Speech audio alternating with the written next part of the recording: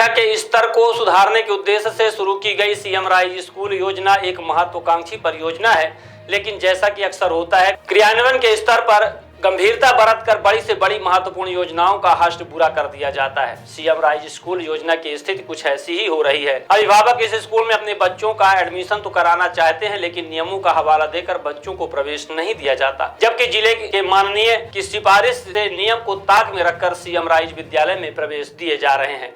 लेकिन सवाल उस समय खड़ा हो गया जब रीवा शहर स्थित सीएम राइज पीके स्कूल में कक्षा 9वीं में छात्रा रुचि मिश्रा का नाम प्रवेश सूची में प्रकाशित होने के बाद भी उसे प्रवेश नहीं दिया गया। छात्रा का कहना है कि उसके पिता दिव्यांग है, उसकी घरेलू स्थिति भी ठीक नहीं है, लेकिन वह पढ़ना चाहती है। सूची में नाम आने के बाद परिवार में खुशी का ठिकाना नहीं था, लेकिन जब विद्यालय ने यह कह दिया कि आप 3 किलोमीटर की दूरी पर आती हैं, आपको प्रवेश नहीं मिलेगा, तब से यह छात्र अपने परिवार के साथ कलेक्ट्रेट का चक्कर लगा रही है। प्रदेश के मुख्यमंत्री डॉक्टर मोहन यादव से भी यह छात्रा अपील कर रही है कि वह पढ़ना चाहती है, उसे प्रवेश दिलाइए, लेकिन अब उसकी कोई सुनने वाला नहीं है। सवाल यह है कि जब सूची में नाम आ गया तो अब छात्र का एडमिशन क्यों नहीं दिया जा रहा। वहीं पीके स्कूल के प्राचार्य वरुणेंद्र प्रताप सिंह का कहना है कि नियम के तहत ही छात्रों को प्रवेश दिए जाते हैं। पहले 1 किलोमीटर के दायरे में आने वाले स्कूलों में अध्ययनरत छात्रों को प्रवेश दिया जाता है। इसके बाद 3 किलोमीटर के क्षेत्र से आने वाले स्कूल में पढ़ने वाले बच्चों को प्रवेश देने की जो प्रक्रिया है, हम नियम तहत ही कार्य कर रहे हैं। लेकिन सवाल यह है कि जब नियम के तहत सब कुछ हो रहा है तो फिर प्रवेश सूची में नाम आने के बाद छात्रा को एडमिशन क्यों नहीं दिया जा रहा, उसका नाम सूची से क्यों काटा गया। कई ऐसे सवाल हैं जो प्रवेश विसंगतियों होने जैसी स्थिति दिखाई पड़ रही है। आइए सुनते हैं छात्रा रुचि मिश्रा और छात्रा के परिजन आरती मिश्रा के साथ साथ वरुणेंद्र प्रताप सिंह प्राचार्य पीके स्कूल का पूरे मामले को लेकर क्या कहना है।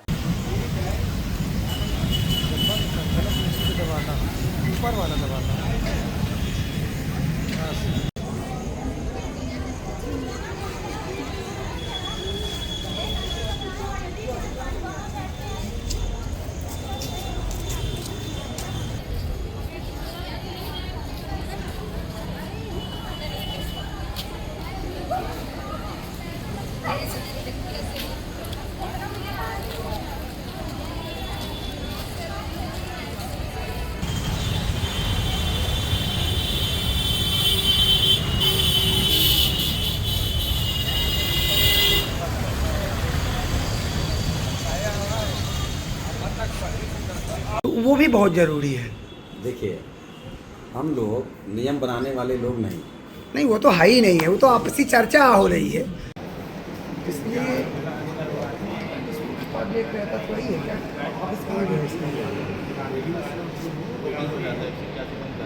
उच्च शिक्षा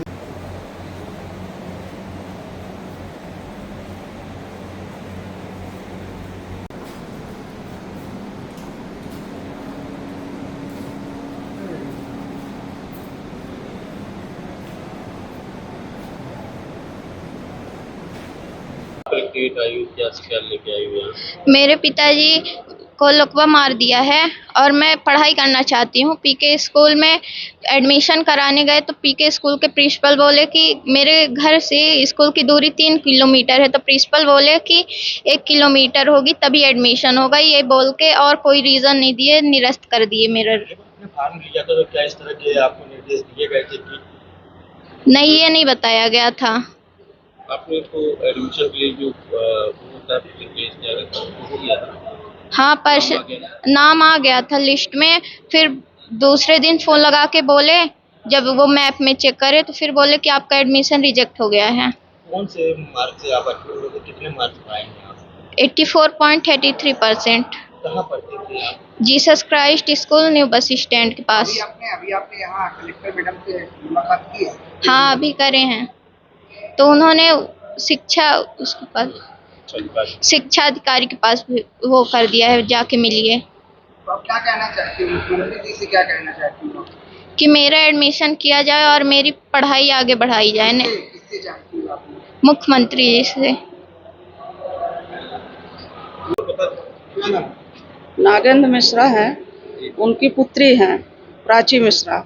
वो पीके स्कूल में एडमिशन के लिए हमने फार्म भरवाया, इनका लिस्ट में नाम आ गया और 15 दिन बाद हमको जानकारी दिए मास्टर कि आपका फार्म जो है एडमिशन रिजेक्ट हो गया। हमने प्रिंसिपल से संपर्क बनाया, प्रिंसिपल बोले कि अपना जो है तो देखते रहना, एडमिशन करने का यहाँ कोई चांस नहीं है। 3 किलोमीटर अंतर्गत वाले को एडमिशन नहीं किया जाएगा। तो जो 46 सीटें हैं तो उस 46 सीटों क्या पीके स्कूल के पीछे हैं कि एडमिशन उनका होगा और 3 किलो अंतर्गत वाले को एडमिशन नहीं किया जाएगा। तो आप लिख के दे दीजिए कि हम एडमिशन नहीं करेंगे। और उनके पापा का जो है पैरालाइज है, 2 बार लकवा मार दिया, उनका आय का स्रोत है ही नहीं, तो किसी भाई का नहीं होता और बेटे जो है तो पिता का नहीं होता, तो कौन पढ़ाएगा लड़की का। और लड़की पढ़ने चाहती है कि हमने शासकीय स्कूल में पढ़े, प्राइवेट स्कूल पढ़ाने का औकात नहीं है। 50,000 रुपये फीस लगता है। अब कमाई धमाई तो कुछ है ही नहीं कि चलो हो गया, ठेला भी लायक नहीं है, वो तो सामने बैठे हैं पैरालाइज।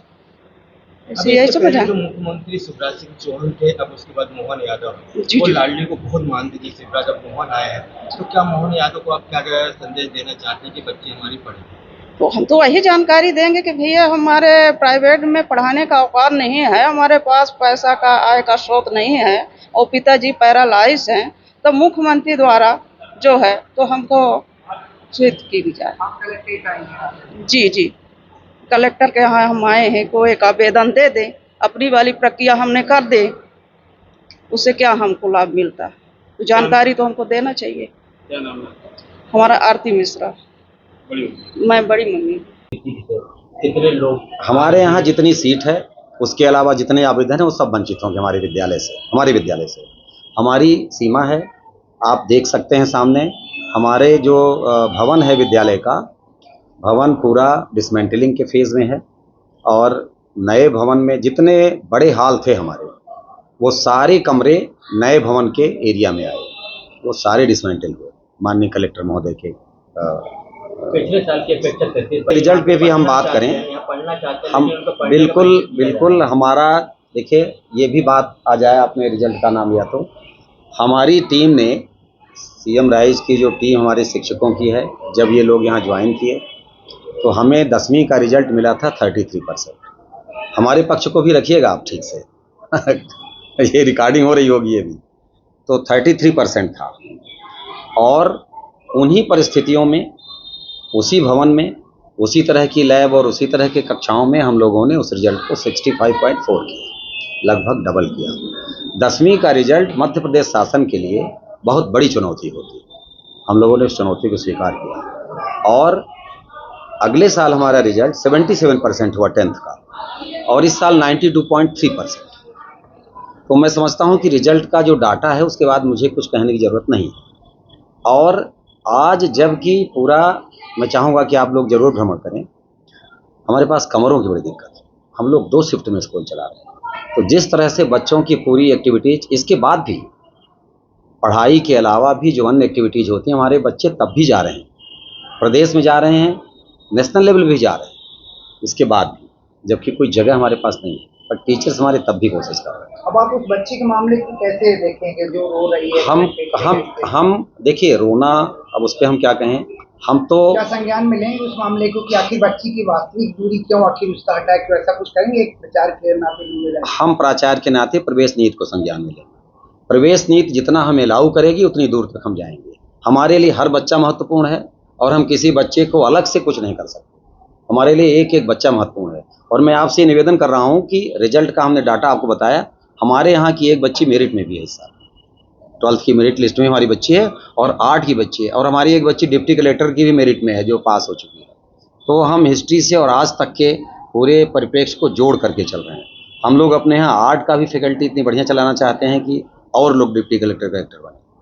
ये चुनौतियाँ भवन की, स्पेस की, कमरों की, इन सारी चुनौतियों के बीच हम लोग, और ये प्रवेश नीति और इसके साथ देखिए, अगर हम 80 बच्चे को एडमिशन देना चाहते हैं और 400 फॉर्म है तो 320 बच्चे को थोड़ी ना हम क्या कर सकते हैं, उस पर हम क्या बोलें?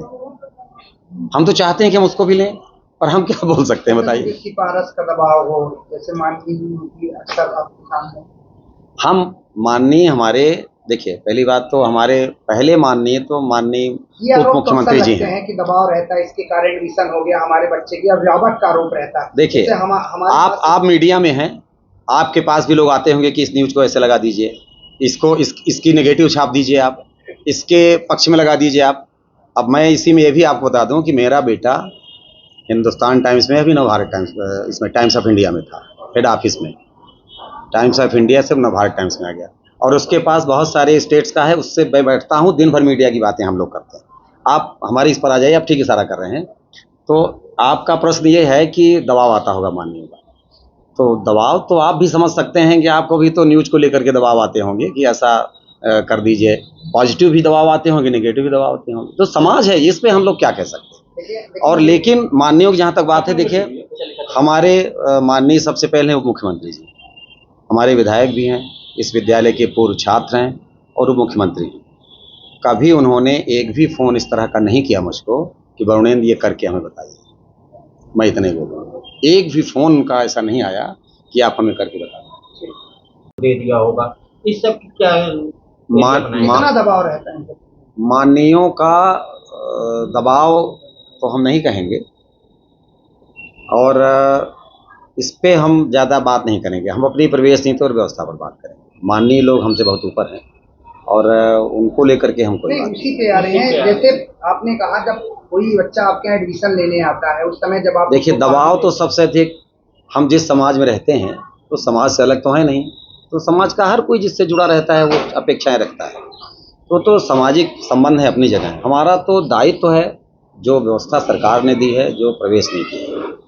जहाँ तक आपने पूछा कि दूरी आप नहीं बताते हैं, दूरी हम क्या बताएंगे, दूरी तो बच्चा बताएगा। हम तो आवेदन पत्र देते हैं कि वो फिलअप करेगा, दूरी वो बताएगा, और गलत जानकारियाँ बहुत लोगों ने उसमें दी।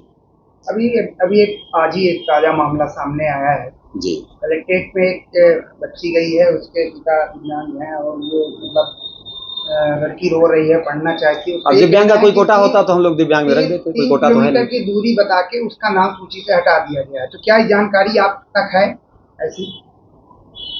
दूरी बता करके या ऐसा कुछ बना करके किसी को बाहर नहीं किया जाता है।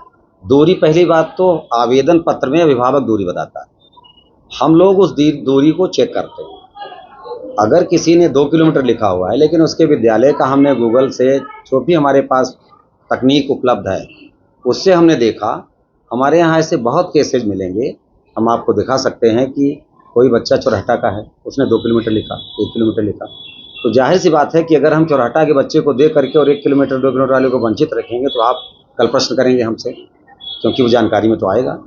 तो इसलिए हम लोगों का तो केवल जो क्राइटेरिया है उसके अकॉर्डिंग चलना। दूरी हम लोग नहीं तय करते, दूरी तो बच्चे का विद्यालय तय करता है।